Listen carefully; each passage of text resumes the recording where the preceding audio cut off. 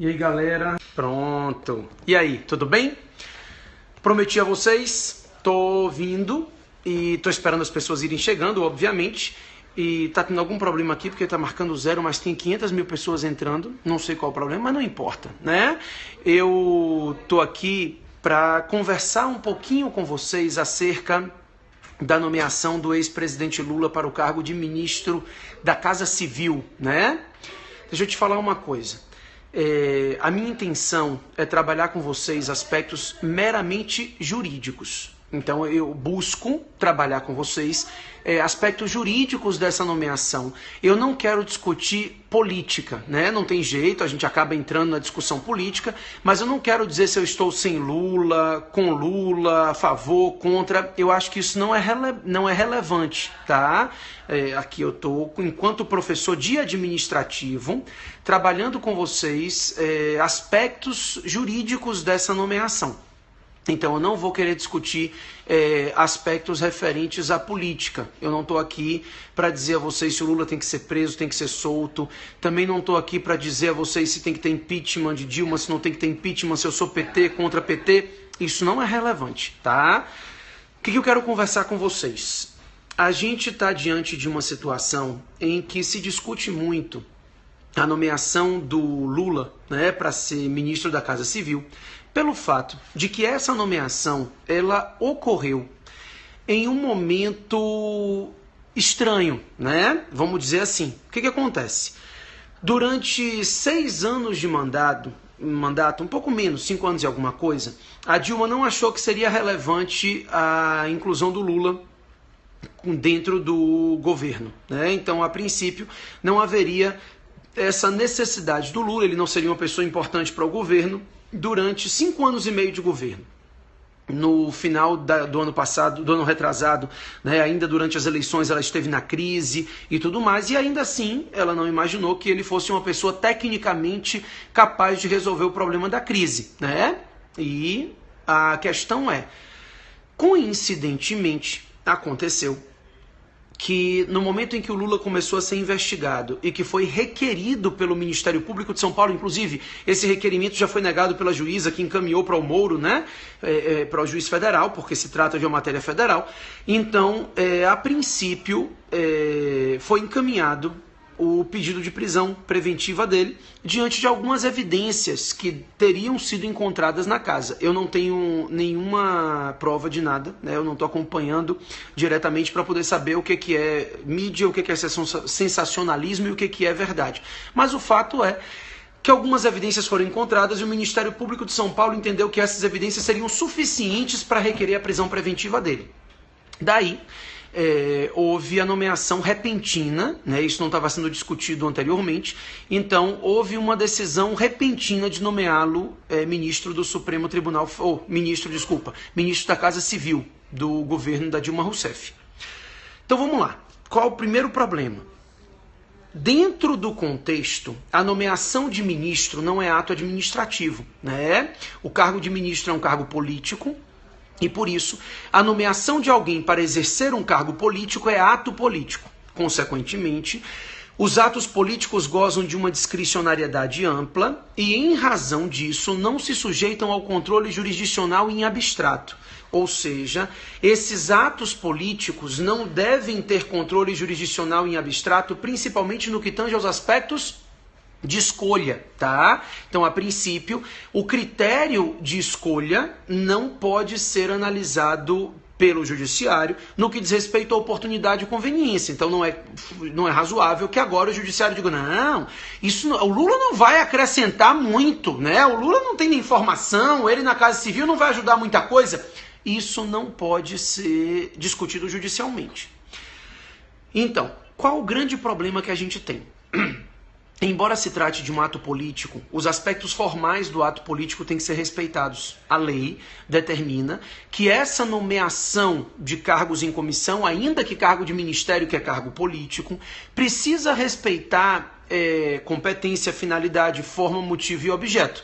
A Dilma é competente para fazer a nomeação, a forma também é regular, né? O motivo é justificado do interesse público apresentado por ela, o objeto é a nomeação em si E a finalidade, esse talvez seja o problema, a finalidade desse ato. Por quê? A nomeação de um ministro é feita com a finalidade de atender ao interesse público, de acordo com a busca pelo interesse da coletividade. E como eu disse a vocês, essa nomeação de um ministro é feita como um ato discricionário porque o presidente vai verificar que aquele ministro vai ser muito útil naquela atividade. E isso não pode ser analisado judicialmente, a não ser que se consiga provar que, na verdade, essa nomeação tinha a finalidade de evitar a prisão dele por meio de um juiz singular.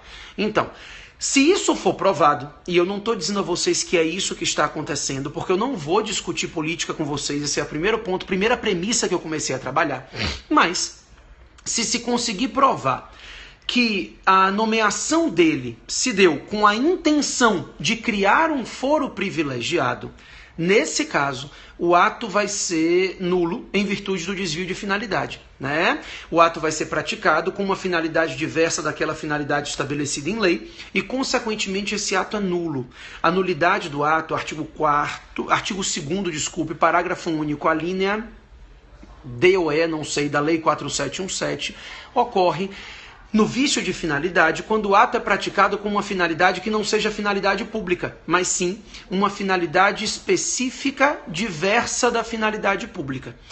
O desvio de finalidade, pessoal, ele é um vício muito... e pode ser julgado pelo judiciário. Quem julga o desvio de finalidade, o próprio judiciário tem legitimidade para determinar a anulação de atos administrativos. Qualquer cidadão pode propor uma ação popular requerendo anulação desse ato, se entender que esse ato tem um vício de finalidade.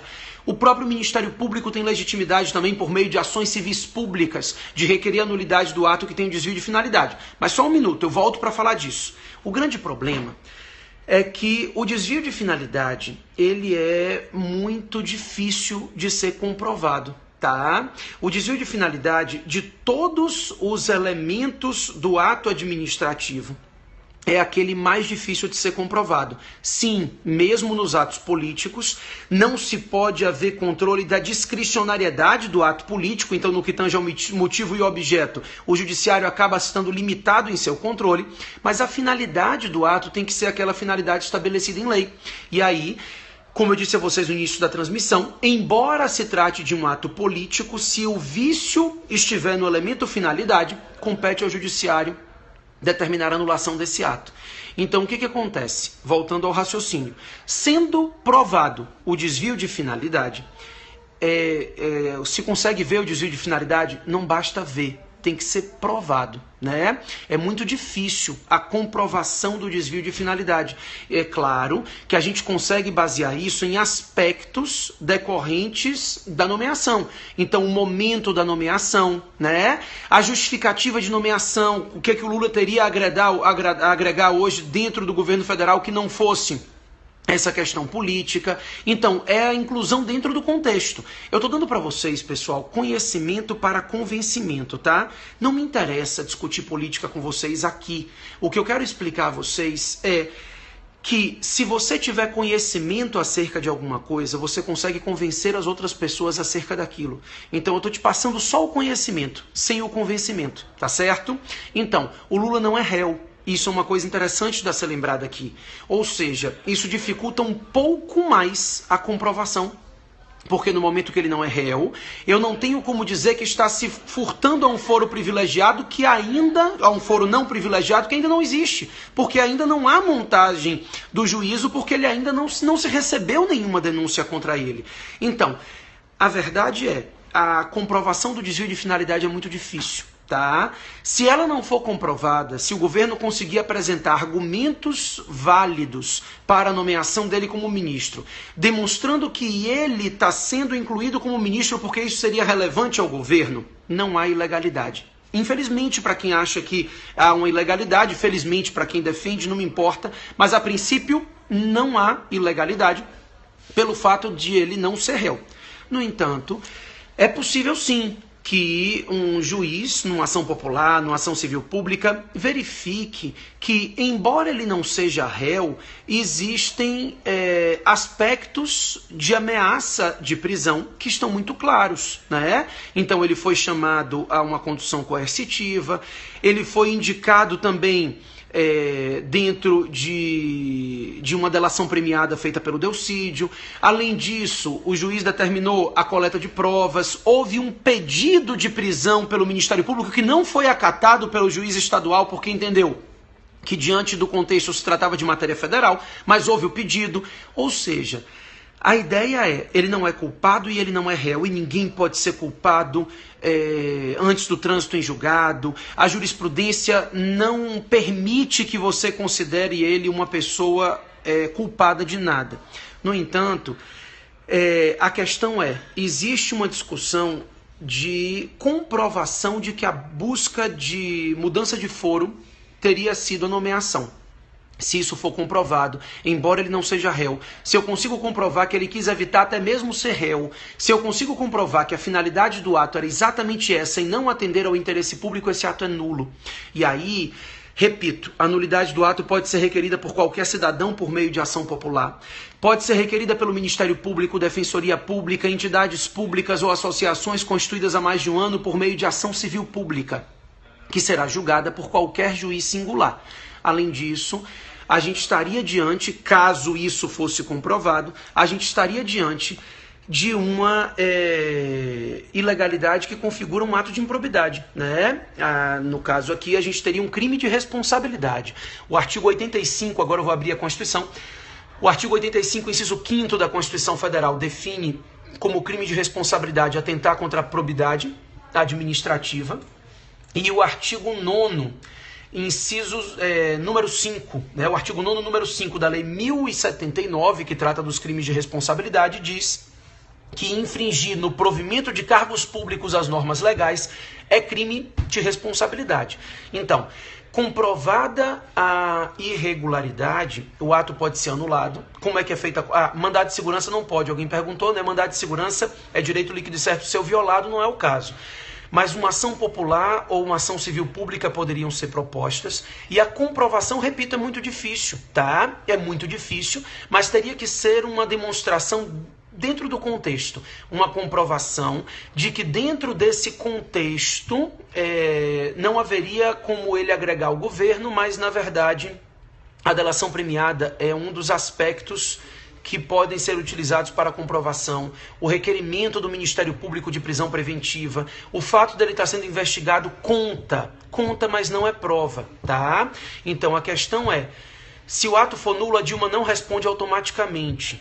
A responsabilidade da Dilma enquanto presidente da República, ela é analisada pelo Senado Federal após o recebimento da denúncia pela Câmara.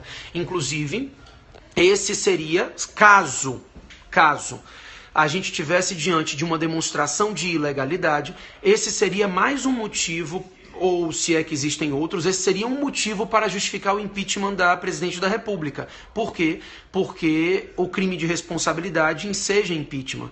Então, se for verificado que ela praticou um ato de nomeação dele enquanto ministro, somente com a intenção de fraudar o foro que seria competente, né, o juiz natural que seria competente para julgá-lo, ela estaria cometendo um crime de responsabilidade. A ação popular, ela é julgada por qualquer juiz singular, tá? No caso aqui, por se tratar de uma questão no âmbito federal, um juiz federal. O cidadão iria procurar um juiz federal no foro, naquela capital onde ele está localizado, para poder propor essa ação popular, certo? Então, a outra coisa que eu queria dizer a vocês é que sim, a gente teve julgados do STF retirando a alteração de foro. A gente tem um julgado que está aqui na minha mão, vou tentar botar ali para vocês. Aqui, ó, a ação AP é uma ação penal 396, ele é um julgado de 2010, na qual um deputado federal estava renunciando do mandato justamente para fazer com que a competência do juiz do STF desaparecesse. Na verdade, a situação aqui foi o oposto, né?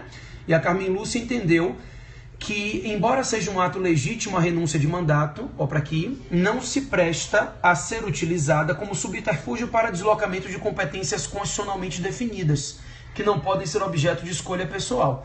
Então, ainda que o Supremo Tribunal Federal entenda que, mesmo sendo ele ministro, essa nomeação foi usada como subterfúgio para que ele se responsabilizasse perante o juiz singular e com isso declinasse da competência. Então a gente tem algumas questões a serem analisadas se por acaso for comprovado o desvio de finalidade. Tá? Então, comprovado o desvio de finalidade, teremos a responsabilização da Presidência da República, inclusive essa responsabilização é crime de responsabilidade. Também, daqui a pouco eu falo das manifestações, também o crime de responsabilidade, além do crime de responsabilidade, a anulação do ato poderia ser feito por meio de ação popular de qualquer cidadão ou ação civil pública, e também, além de tudo isso, a gente tem essa possibilidade de o Supremo Tribunal Federal, mantendo a qualidade dele como ministro, dizer que declina da competência, porque o STF não vai analisar a nomeação dele, no entanto, entende que essa nomeação não pode ser subterfúgio para alterar a competência constitucional, o juiz natural, certo? Então são as três possibilidades. Só tirando uma dúvida do colega, manifestações influenciam na Câmara?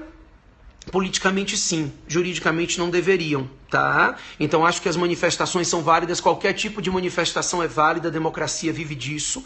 No entanto, a princípio, se manifestações por si só tirassem o presidente da República, a gente teria golpe, né? Não gosto dessa expressão porque ela está sendo mal utilizada em alguns momentos hoje, mas uma manifestação não pode retirar alguém da presidência da República, tá bom? A Câmara ela tem que analisar objetivamente os fatos para receber a denúncia e o Senado Federal deve julgar o impeachment também com critérios objetivos definidos na legislação. Agora, se existe motivo legal para o impeachment de Dilma, isso tem que ser analisado. A princípio, pedaladas fiscais não são motivos legais, tá? Para o impeachment da Dilma. Acabei de lhe apresentar um motivo, se houver o desvio de finalidade pela nomeação dele enquanto ministro, mas existem sim algumas alegações, né? Se forem comprovadas as alegações de que ela sabia do aspecto do Lava Jato, né, como o Delcídio está dizendo. Então existem investigações e existem alegações que, se forem provadas, ensejarão sim o impeachment dela. Então é possível o impeachment desde que as alegações que estão sendo apresentadas contra ela sejam comprovadas. Na minha opinião, e aí não é uma opinião política, é uma opinião jurídica, existem justificativas para se receber a denúncia. A meu ver, deveria haver, já que existem alegações e colaboração premiada e o nome dela já saiu, deveria ser recebida a denúncia para que houvesse o julgamento justo dela, tá? Não sei se existe efetivamente ainda as provas que justifiquem o impeachment, mas acho que já existem provas para o recebimento da denúncia, tá? Então, a princípio, acho que o argumento que você passa a ter é esse. Eu não quero discutir com vocês aspectos políticos, mas acho que eu consegui passar para vocês um pouquinho dos aspectos jurídicos que são relevantes, tá? Acho que o poder emana do povo, Dinho, e ela foi eleita pelo povo no ano passado, né? A gente precisa analisar se a eleição foi correta, ou se houve alguma fraude, o que justificaria a cassação do mandato e a cassação da chapa, ou se haveria algum crime de responsabilidade que justificasse o impeachment, tá certo? Então, é isso, a meu ver, o desvio de finalidade tem base para ser provado, no meu entendimento. Obviamente não consigo trazer provas ainda contundentes, mas acho que alguém que tem interesse, se o Ministério Público tiver interesse, ele pode sim buscar provas contundentes dessa situação. Bacana? Pessoal, até a próxima. Acho que é isso.